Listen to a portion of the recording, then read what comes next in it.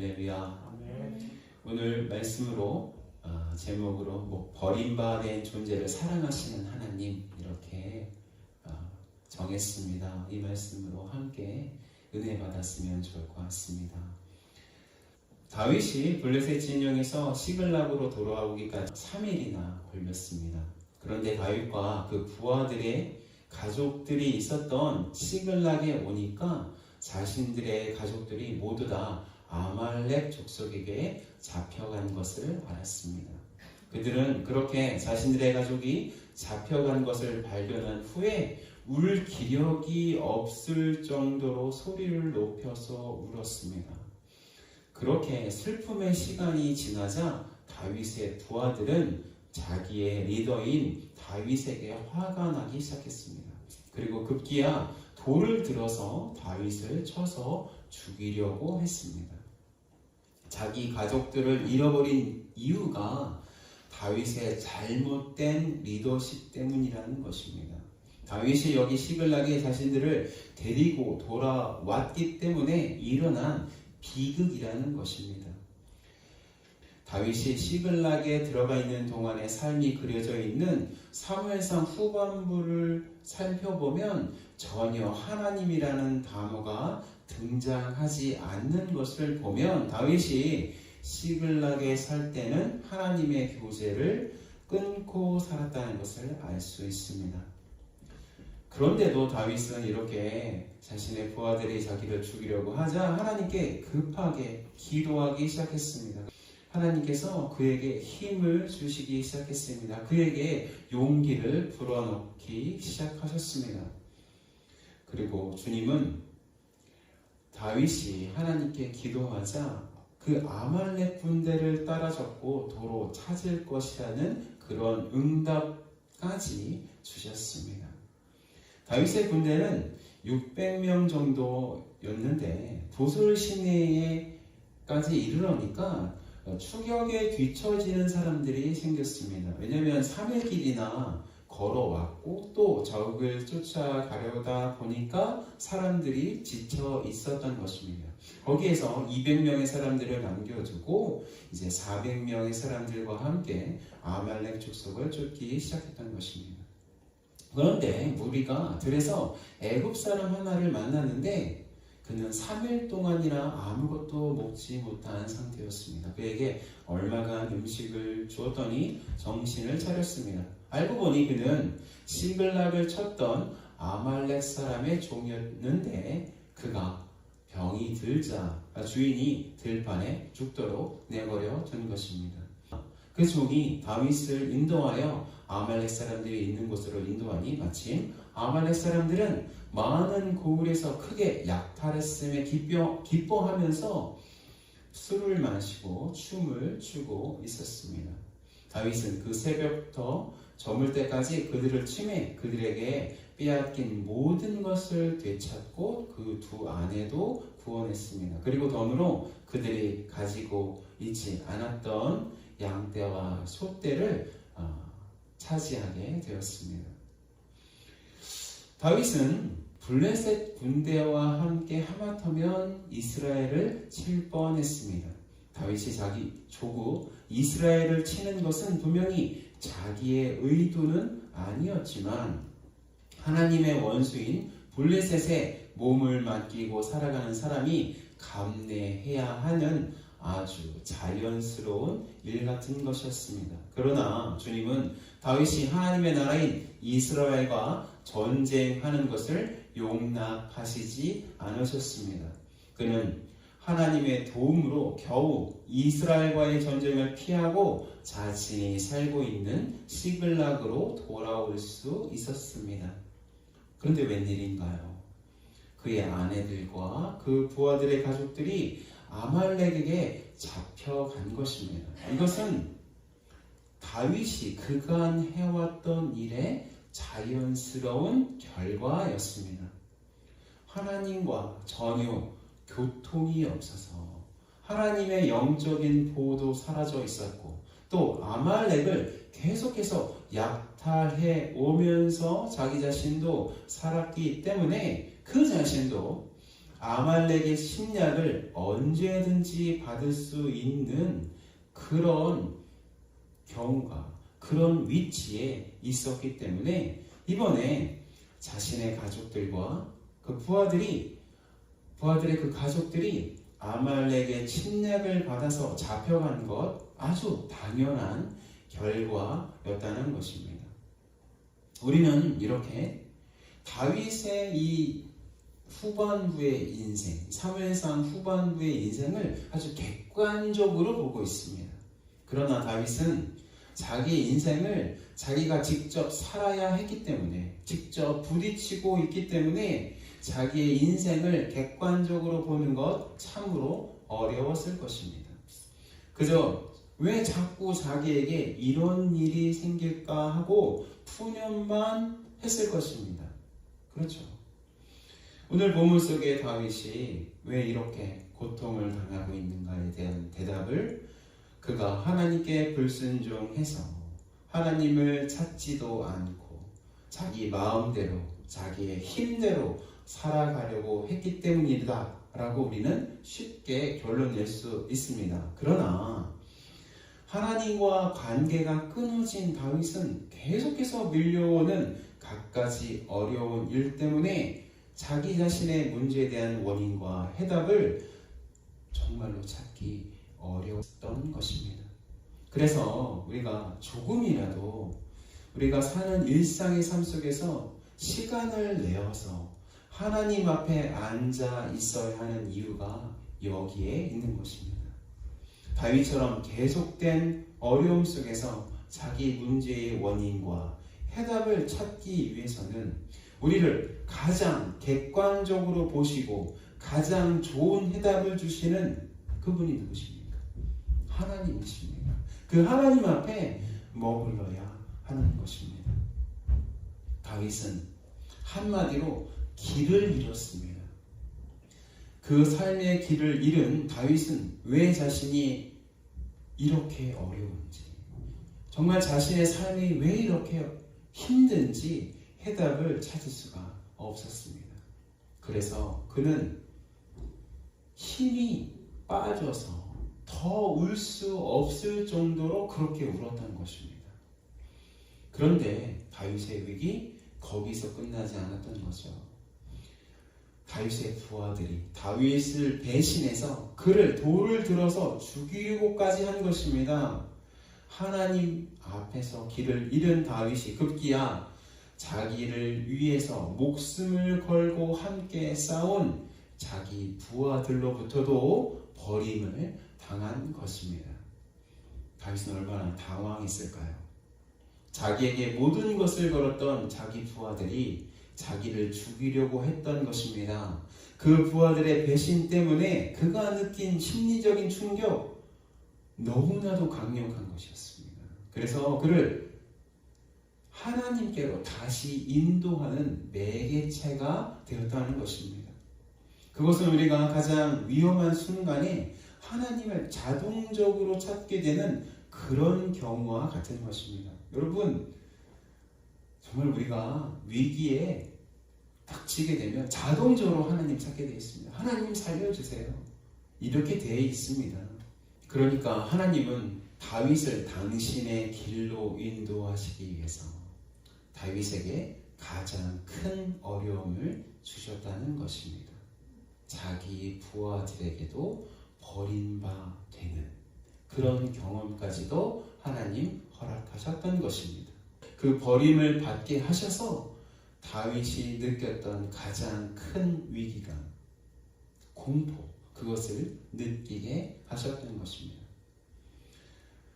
오늘 본문에서 다윗 이외에 사람들에게 버림을 받은 존재가 또다시 등장합니다. 그는 바로 아말렉 족속의 종이었던 이집트 소년이었습니다. 그는 아모리 사람들과 함께 다윗이 살고 있었던 시글락에 쳐들어갔던 사람이었습니다. 그런데 그의 주인이 그가 병에 들자 아무 쓸모가 없어져서 그냥 들에 버렸습니다. 그의 주인은 그가 죽을 것으로 알고 그냥 먹을 것도 안 주고 내버린 것입니다. 그 이집트 소녀는 그 들판에서 이제 자기는 죽는 것이구나. 나는 이제 나의 삶이 여기서 끝나는 것이구나 라고 생각했을 것입니다. 그리고 그가 생각하기를 자기 인생이 정말로 허무하구나 라고 생각했을 것입니다. 여러분, 태어나서 종으로 팔린 것도 얼마나 억울한 일입니까? 그리고 또 자기가 조금 병에 들자 주인에게서 버림을 받고 그냥 아무런 도움도 얻지 못하고 그렇게 쓸쓸하게 고통스럽게 죽는구나 라고 그는 그렇게 생각했을 것입니다. 그런데 그렇게 버림받은 그 소년에게 구원의 손길이 찾아왔던 것입니다. 그것은 다윗의 무리였습니다. 자기 인생이 그렇게 허무하게 끝나는 것을 멈추게 한 사람들이 바로 자기에게 먹을 것을 주었던 다윗과 그의 부하들이었던 것입니다. 그런데 그 이집트 종이 그 주인에게서 버림받은 것이 오히려 그 이집트 종에게 오히려 결과적으로 좋은 일이 되었다는 것 우리는 알 수가 있습니다. 왜냐하면 만약에 그가 병에 걸리지도 않았고 또 그래서 끝까지 아말렉 족속과 함께 그가 머물렀던 곳으로 돌아갔다면 여러분 어떤 일이 생겼을 것입니까? 아마도 그도 역시 아말렉 족속들처럼 다윗과 그의 부하들의 칼에 죽임을 당할 수밖에 없었을 것입니다. 그 종은 자기 주인에게서 버림을 당했기 때문에 다윗에게 발견되어서 다윗을 도울 수 있었고 그를 도운 덕분에 그의 목숨을 건질 수 있었습니다. 아마도 그 이집트 종은 다윗과 계속해서 살 수 있었을 것입니다. 그리고 만약에 그가 다윗과 함께 계속해서 살았다면 살아계신 하나님을 그가 믿고 구원 또한 받을 수 있었을 것입니다. 그렇다면 자기 부하들에게 버림받은 다윗 그리고 덩들어 자기 주인에게 버림받은 이집트 종 이 모두는 그가 의지했던 존재들에게 버림받았기 때문에 오히려 구원을 받았다는 것입니다. 이 얼마나 역설적인 진리입니까? 이 세상에서 버림받을 당한 존재가 하나님으로부터 구원을 얻었다는 사실이 얼마나 진리인가요? 여러분, 저는 이 세상에서 버림받았던 사람이었습니다. 그런데 하나님께서는 이렇게 이 세상에서 버림받아 되었던 저를 그렇게 버림받은 상태에 계속해서 머물러 있게 하지 않으시고 저를 만나 주셔서 구원된 바 된 존재로 만들어 주셨습니다. 여러분은 어떠신가요? 여러분은 세상이 여러분을 버린 것처럼 생각된 적은 없으신가요? 혹시 지금 이 순간이 그런 느낌이 드는 순간인가요? 여러분, 마치 버림바 당한 다윗처럼 버림바 당한 그 이집트 종처럼 나는 버림받은 존재처럼 여러분 그렇게 느끼시고 계신가요? 그런데요 여러분, 버림받은 느낌을 드는 순간이 여러분의 삶 속에서 가장 복된 시간임을 우리는 의지적으로라도 믿어야 하는 것입니다. 왜냐하면 하나님은 이 세상에서 버림받은 사람들을 구원하시기 좋아하시기 때문입니다.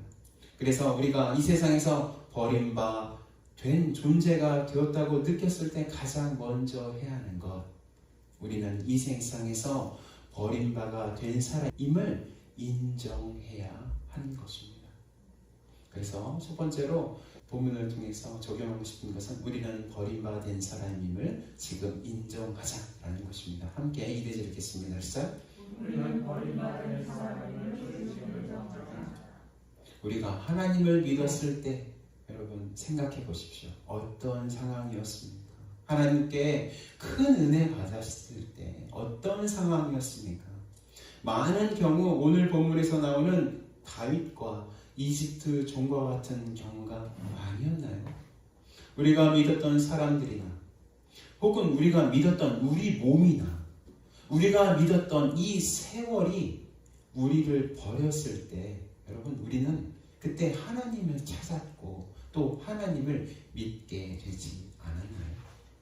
그렇다면 우리가 혹시 이 세상에 의해서 버림받아 되었고 이 세월 흘러가는 세월에 의해서 버림받아 되었고 이 허물어져가는 몸에 의해서 버림받아 되었다고 느낄 때 재빨리 우리는 이 모든 것에 버림받아 되었다고 나는 인정해야 하는 것입니다. 그냥 두 손 두 발 다 들고 그렇습니다. 나는 버림받은 존재입니다. 라고 인정해야 하는 것입니다. 그래야 우리를 버리고 있는 이 세상과 계속해서 우리를 배신하는 우리의 육체와 여러분 어땠어요? 여러분 건강 자신 있으세요? 저는 저의 육체가 저를 계속해서 배신하는 것에 실망합니다. 너는 왜 자꾸 이러니? 왜 자꾸 나를 실망시키니? 병원 갈 때마다 실망했었습니다. 우리를 계속해서 죽음으로 몰아넣는 이 야속한 세월, 우리의 흰머리를 계속해서 늘게 하는 이 야속한 세월에 목을 매지 않을 수 있게 되는 것입니다. 그렇게 우리는 이 모든 것으로부터 버린 자가 버림받은 자가 되었다고 인정할 때 우리는 우리를 영원히 구원하신 하나님 안에서 소망을 발견할 수 있게 되어 있는 것입니다. 아멘. 고린도전서 4장 11절에서 13절 말씀입니다. 함께 읽겠습니다. 시작. 바로 이 시각까지 우리가 줄이고 목마르며 헐벗고 매맞으며 정처가 없고 또 수고하여 친히 손으로 일을 하며 모욕을 당한 즉 축복하고 박해를 받은 즉 참고 비방을 받은 즉 권면하니 우리가 지금까지 세상의 더러운 것과 만물의 찌꺼기같이 되었도다. 우리가 함께 읽은 고린도전서 4장에서 사도 바울은 자신들이 이 세상에서 더러운 것과 만물의 찌꺼기 같은 존재가 되었다는 것, 그것을 명예롭게 생각하고 있습니다. 명예롭게 생각하고 있습니다. 바로 이것입니다. 이 세상에서 버림받아 되어서 하나님을 만나서 하나님 앞에서 영원한 소망을 가지게 된 사람만이 이 세상에서 더러운 것과 만물의 찌꺼기같이 되었어도 오히려 그것을 자랑스럽게 생각할 수 있게 된다는 것입니다. 할렐루야. 혹시 우리 마음속에 나는 건강도 이만큼이면 괜찮고 내가 가진 돈도 이 정도 있으면 나름 괜찮고 내가 쌓아놓은 인간 관계도 이 정도면 괜찮다고 생각하는 분이 계신가요? 아무리 씻어봐도 그런 분은 없어요. 우리 중에 그런 분은 없어요. 만약에 조금이라도 그런 생각이 있으시다면 재빨리 그 생각을 버리셔야 합니다. 그것은 자기가 하나님을 향한 배고픔이 없어졌다는 것을 의미하는 것이기 때문입니다. 그리고 그렇게 하나님을 향한 배고픔이 없어졌다는 것은 우리는 하나님의 은혜 속에 있지 않다는 것을 의미하는 것입니다. 우리는 하나님의 지배 속에, 은혜의 지배 속에 있지 않고 죄의 지배 속에 있다는 것을 우리의 배고픔, 하나님을 향한 배고픔으로 알 수 있다는 것입니다. 그래서 우리가 정말로 자신 안에 이 세상의 것에 만족하고 있어서 하나님을 향한 배고픔이 없어졌다면 하나님을 향해서 가난해질 수 있도록 기도해야 하는 것입니다. 여러분, 이럴 때 금식하는 것입니다. 자신이 이 세상에서 버림바가 되었다는 것을 깨닫기 위해서 우리는 금식하는 것입니다. 금식하면서 하나님을 찾는 것입니다. 우리는 이 세상에서 버림바가 된 존재임을 계속해서 자각해야 하는 것입니다. 여러분, 은혜에 굶주려 계십니까? 은혜에 목말라 있으십니까? 여러분들이 부유하시다면, 마음이 부유하시다면 하나님의 은혜에 목마르지도 않고 하나님의 은혜에 배고파 하시지도 않는 것입니다. 여러분들의 걱정과 근심이 세상의 문제 때문에 있다면 그건 여러분이 하나님의 은혜에 배고파하지 않는 증거입니다. 목마르지 않은 증거입니다. 두 번째로 본문을 통해서 적용하고 싶은 것은 하나님은 그 버림받은 사람을 사랑하신다는 것입니다. 함께 이대절 읽겠습니다. 시작. 하나님께서는 그런 버림받은 사람을 사랑하신다. 그런데 왜 하나님은 이렇게 이 세상에서 버림받은 존재를 사랑하시나요? 여러분, 세상 사람들 말고 성경의 인물을 한번 보십시다. 요셉을 보세요. 요셉. 자기 골육에게, 형제들에게 버림받았습니다. 여러분, 다니엘과 세 친구들을 보세요. 자기 조국이 그들을 배신한 것입니다. 성경에서 나오는 대부분의 인물들이 다 세상에서 버림받은 존재들입니다. 그런데 왜 하나님께서는 그렇게 버림받은 존재를 구원하시기를 즐겨 하시나요? 그것은 하나님께서 긍휼의 하나님이시기 때문입니다. 하나님은 긍휼의 하나님이시기 때문에 당신을 누구의 아버지라고 말씀하시는 것 있습니까? 고아의 아버지라고 말씀하고 있습니다. 시편 68편 5절에 이렇게 말씀하고 있습니다. 다 같이 시작. 그의 거룩한 처소에 계신 하나님은 고아의 아버지시며 과부의 재판장이시니라. 고아는 누구입니까? 부모에게 버림받은 사람들입니다. 부모가 본의 아니게 이 세상을 떠났더라도 그 고아는 그 부모에게서 버린 것처럼 느끼게 됩니다. 다른 상황은 말로 표현도 할 수 없습니다. 그러니까 그렇게 버림받은 사람들을 그냥 사랑하시는 것이 주님의 성품이시기 때문에 버림받은 그 존재들을 구원하시기 정말로 좋아하신다는 것입니다. 얼마나 하나님께서 버림받은 존재를 사랑하시는지 하나님은 자기의 아들을 버리신 바 되는 것을 경험하시게 하셨습니다. 이사야서 53장 3절입니다. 다 같이 읽겠습니다. 시작. 그는 멸시를 받아 사람들에게 버림받았으며 간고를 많이 겪었으며 질고를 아는 자라. 마치 사람들이 그에게서 얼굴을 가리는 것 같이 멸시를 당하였고 우리도 그를 귀히 여기지 않았도다. 왜 이렇게 당신의 외아들이신 예수님을 사람들에게 버림을 받게 하시는 경험하게 하셨나요? 예수님의 제자들로부터 배신을 당하시고 버림을 당하시고 당신의 백성들로부터 외면받아 십자가에 박혀서 돌아가시게 하나님은 왜 그렇게 하셨나요? 예수님께서 우리 인생들이 버림바가 되는 것을 직접 경험하셔서 당신의 그 경험으로 그 버림바가 된 사람들을 위로하시고 구원해 주시기 위해서였던 것입니다. 너희들 보니까, 너희 인생들 보니까 하나같이 버림받은 존재들이야. 그것이 얼마나 힘든지, 얼마나 고통스러운지 나는 그냥 알 수 있어. 그렇지만 내가 정말로 그것이 얼마나 힘들고 어려운지 체험해서 알고 싶어. 그래서 당신의 외아들 예수 그리스도를 이 땅에 사람의 몸으로 오게 하셔서 그 모든 버림받는 경험을 하게 하셨다는 것입니다. 할렐루야. 할렐루야.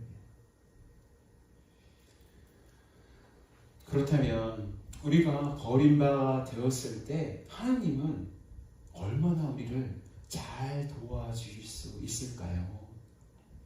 우리가 버림받아 된 것을 경험하시기 위해서 직접 사람까지 되셨을 정도인데 우리가 버림받아 되었을 때 얼마나 잘 도와주실 수 있을까요?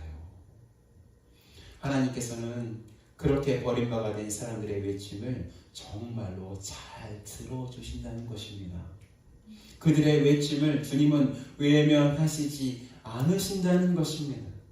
오늘 본문에서 등장하는 다윗의 다급한 외침을 외면하시지 않으셨던 것처럼 오늘 죽어갔던 이집트 종의 외침을 외면하시지 않으셨던 것처럼 주님은 우리의 외침을 외면하시지 않으신다는 것입니다. 시편 18편 4절에서 6절입니다. 다 같이 읽겠습니다. 시작. 사망의 줄이 나를 얽고 불의의 창수가 나를 두렵게 하였으며 수월의 줄이 나를 두르고 사망의 울무가 내게 이르렀도다. 내가 환난 중에 여호와께 아뢰며 나의 하나님께 부르짖었더니 그가 그의 성전에서 내 소리를 들으시며 그의 앞에서 나의 부르짖음이 그의 귀에 들렸도다. 주님은 하나님께서 선택하신 다윗이니까 주님은 그 외침을 잘 들어주셨겠죠 라고 반문한 사람 있을 수 있습니다. 근데 여러분 답은 나와 있죠. 주님은 아말렉 족속에게 버림받아서 죽어가던 그 이집트 소년도 살려주셨습니다. 그러니까 하나님은 버림받은 사람을 사랑하시기 때문에 우리가 버림받았을 때 우리의 기도를 들어주신다는 말씀인 것입니다. 할렐루야.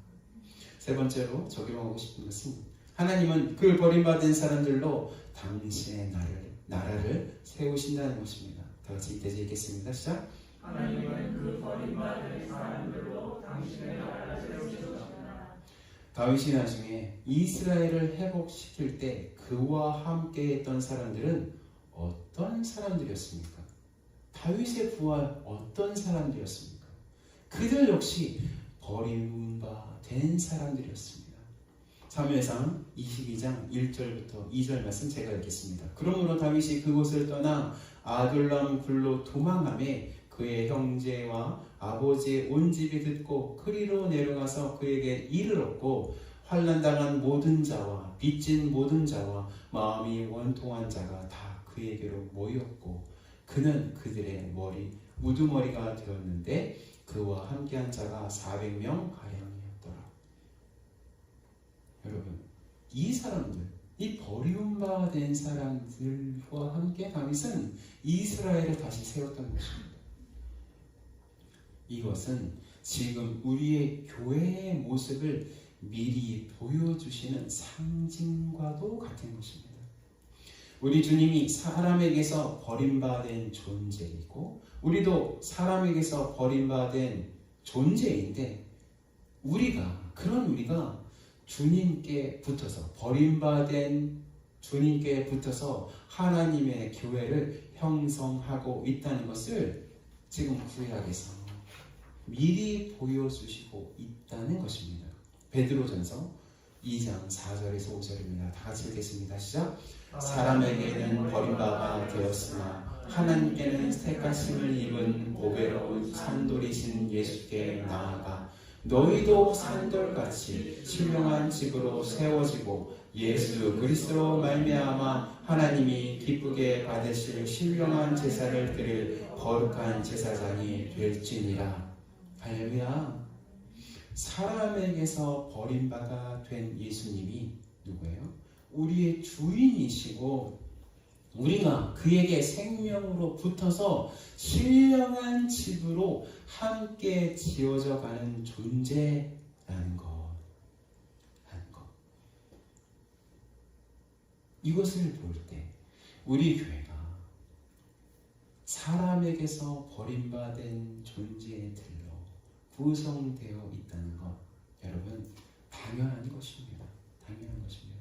고린도전서 1장 26절 29절입니다. 함께 읽겠습니다. 시작. 형제들아 너희를 부르심을 보라. 육체를 따라 지혜로운 자가 많지 아니하며 능한 자가 많지 아니하며 문벌이 좋은 자가 많지 아니하도다. 그러나 하나님께서 세상에 미련한 것들을 택하사 지혜 있는 자들을 부끄럽게 하시려고 세상에 약한 것들을 택하사 강한 것들을 부끄럽게 하려 하시며 하나님께서 세상에 천한 것들과 멸시받는 것들과 없는 것들을 택하사 있는 것들을 폐하려 하시나니 이는 아무 육체도 하나님 앞에서 자랑하지 못하게 하려 하시니라. 여러분, 교회는요, 진정한 교회는 스스로 잘났다는 사람들은 진정으로 들어올 수 없습니다. 함께 그런 사람들과 함께 예배 드릴 수는 있어요. 그런데 영적으로 진정한 교회 있잖아요. 그 진정한 교회에는 스스로 부자라고 생각하는 사람 절대로 들어올 수 없습니다. 객관적으로 지혜 있고 잘났다는 사람들도 여러분 다 들어올 수가 없는 것입니다. 그런 사람이 올 수도 있죠. 부자가 우리 교회에 올 수도 있고 우리 교회에 이렇게 와서 신앙생활 할 수도 있죠.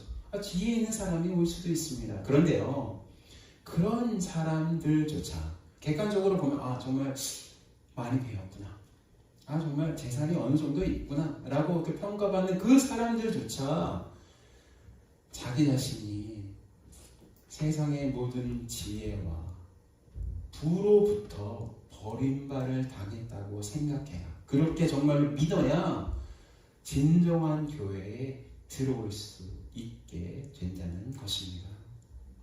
그래서 주님도 이렇게 말씀하신 것입니다. 마태복음 5장 3절에서 4절입니다. 다 같이 읽겠습니다. 시작. 심령이 가난한 자는 복이 있나니 천국이 그들의 것이며 애통하는 자는 복이 있나니 그들이 위로를 받을 것이며. 하나님은 이렇게 세상에서 버림받은 사람들로 하여금 하나님의 나라를 세우시고 있다는 것, 우리는 믿어야 하는 것입니다. 그래서 우리는 이 교회에 우리를 불러주신 하나님의 은혜를 다시 생각해야 하는 것입니다. 혹시 우리 마음속에서 부요함이 생겼습니다. 어떤 부요함이 아니라 하나님의 은혜에 대한 부요함이 아니라 세상에 대한 부요함.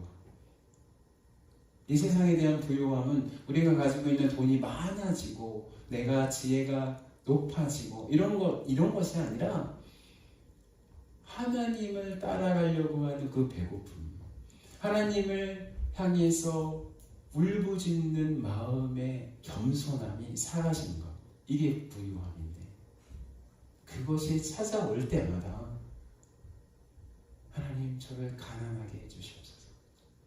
하나님 저는 하나님 앞에서 두 손 두 발 다 들었습니다. 그냥 하나님 앞에 그냥 100% 맡깁니다. 하나님 은혜를 채워주시옵소서. 하나님을 사모합니다 라고 고백해야 하는 것입니다. 얼마나 큰 역설입니까? 얼마나 큰 진리입니까? 우리는 이 세상에서 버리운 바 된 존재가 되어서 이 세상보다 훨씬 큰 하나님, 그 하나님께 선택받아 하나님의 자녀가 되었습니다. 그렇다면 우리의 마음은 항상 가난해져 있어야 하는 것이 마땅한 것입니다. 그런 은혜가